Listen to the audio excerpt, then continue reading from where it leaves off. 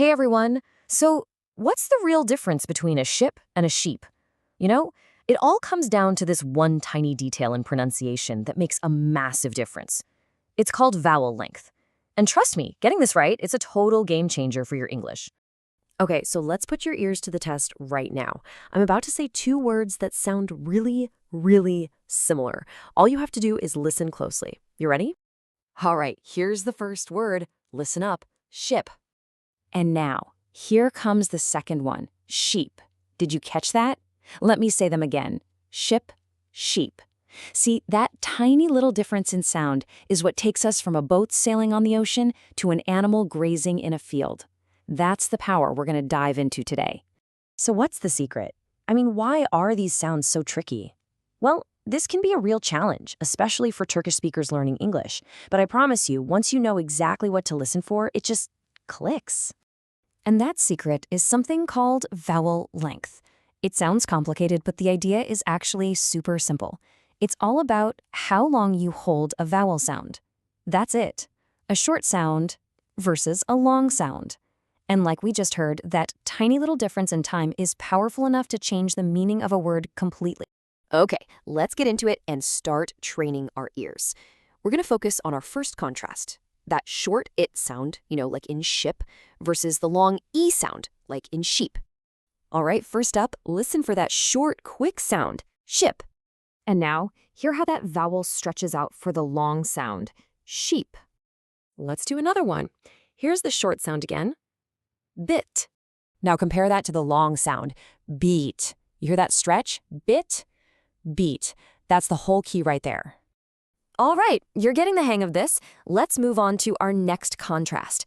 This time, we're going to listen for the difference between the short sound, think of the word put, and the long sound, like in food.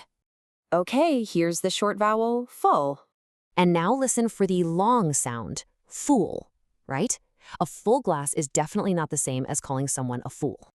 Okay, let's try one more pair with this sound. Listen for that short vowel, pull. And now the long one, pool. See the difference? Pull, pool. It's really all about that duration. You're doing awesome. Let's tackle our last contrast for today. This time, we're working with the O sound. We're going to compare the short O with that longer ah sound. Okay, first let's hear the short sound caught. And now, the long sound, caught. Can you hear it? That second one is just held a little bit longer. Listen, caught, caught. All right, last pair of examples. Here's the short sound, lot. And the long sound, law. Think about it, a lot of people versus the law. I mean, that's a huge difference in meaning, all from a tiny little change in timing. Fantastic work! Just by going through those few examples, you've already started to build a brand new listening skill. You're teaching your brain to listen not just for what the sound is, but for how long it actually lasts. So, here's the most important thing to remember from all of this. The key idea is this. You've got to focus on the sound, not the spelling. Seriously, English spelling can be, it can be really misleading sometimes, right? Your ears are a way better guide than your eyes when it comes to getting pronunciation right.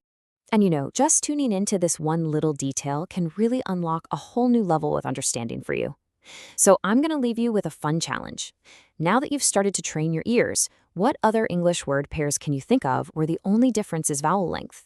Give it a try. Happy listening!